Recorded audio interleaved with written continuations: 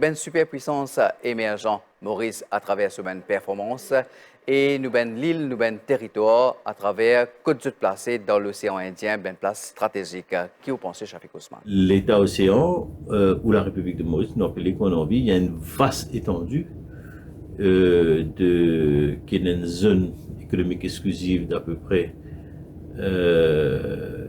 avec de 1,9 million kilomètres carrés, donc près de 2 millions. Quand on ajoute sur l'extension du Continental Shelf, du plateau continental, qui nous gérait conjointement avec les Seychelles, le gain encore 400 000 kilomètres carrés. Ce qui fait nous une espèce de territoire marin, nous appelons qui est exploitable, qui la République de Maurice est capable d'exploiter, qui dans tous les droits d'environ 2,4 millions de kilomètres carrés. Ce qui est énorme. Énorme parce que les places nous parmi les 20 pays au monde, 20 pays souverains au monde, qui n'ont, comment dire, qui n'ont ZEE, qui est un territoire marin aussi important qui ça. Alors, Maurice est ce territoire stratégiquement localisé au sein de l'océan Indien, au milieu de l'océan Indien, et c'est une fait convoitise, comment on dire, au niveau Agaliga, au niveau Chagos nous connaît. Nous avons une contention de Tromelin qui est très important avec la France depuis les années 70, qui Tromelin l'inscrit de la Constitution de Maurice en 82. C'est un projet de cogestion sur Tromelin qui Maurice et que la France a signé, si vous en 2010, mais qu'ils amènent l'Assemblée nationale française, ça c'est la loi française qui a envie de dire type de ratifié, pas de ratifié, Sénat il examiné, il passe les, mais l'Assemblée nationale française à 2 reprises pas de ratifié les. Il y a une prise de position politique très forte en France contre ça, pas seulement au niveau de Marine Le Pen, mais aussi au niveau d'une parti qui appelle l'UDI, au niveau de centriste, etc. Au passé, qui va l'autorité française pas de l'avant du tout. Et vous pensez, Maurice il a assez atteint, l'année en 2020, 10 ans. Vous pensez qu'il y a un peu autant qui Maurice maintenant rédit la ligne avec la France, mettre les points sur les i, parce que Tromelin, il est 1 km², il est extrêmement petit, mais il y a une vaste zone économique exclusive qui est autour de ça, qui est intéressant, et stratégiquement, il est bien localisé aussi.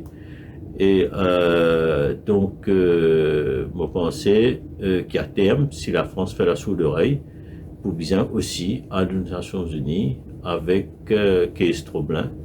Et on va souhaiter, mais si bizarre, à ce que la Cour internationale de justice pour bien aller, je vois que Kabatinello, souveraineté Tromelin. Bon, c'est vrai qu'il nous est très préoccupé par Chagos, mais après Chagos, maintenant, il faut s'occuper de Tromelin. Mais après Tromelin, il y en a les autres, hein. Il y en a Saint-Paul et Amsterdam, qui, Maurice et Kees aussi, là. Il y a un peu de recherche, un peu de travail pour faire encore, mais Maurice et Kees, là.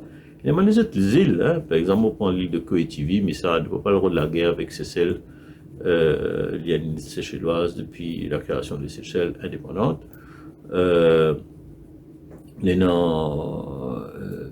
les autres petites îles qui vont prendre dans le détail aujourd'hui, mais essentiellement, c'est Chagos, évidemment, et Tromelin. Et man superpowers, man superpuissance convoite ça l'espace-là extrêmement. Maintenant, l'Inde qui s'installe à Galiga, qui est déjà très présente au sein de la République de Maurice, non seulement à l'île Maurice, mais à Saint-Mandon, à Galiga, etc.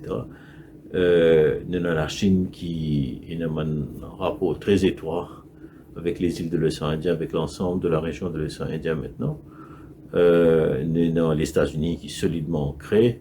Nous avons la France qui est omniprésente, non seulement avec la Réunion, mais aussi avec des îles qui occupées illégalement, les îles Éparses qui appartiennent à Madagascar, et aussi Mayotte qui est occupée aussi illégalement, qui appartenait aux Comores.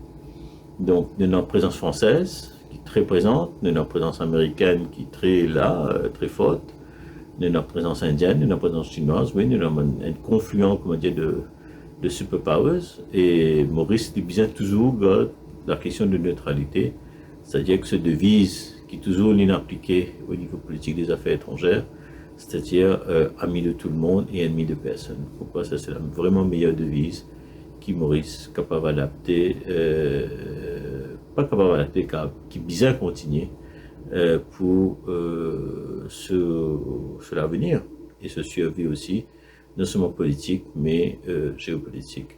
Et vous pensez à un renforcement qui vous a fait avec un bloc émergent, avec un pays émergent, une cause de la Russie est là, mais vous pensez à une puissance comme la Turquie, qui peut lever la tête, qui me connaît ces jours-ci, pas in the good books de la France par exemple, mais la Turquie, vous pensez, c'est une puissance à ne pas négliger éventuellement dans la Corne de l'Afrique du moins, et aussi il y a un pays qui comme dire, intéressé avec Maurice récemment et qui Maurice n'a accepté, par exemple Japon, qui est de plus en plus présent à Maurice.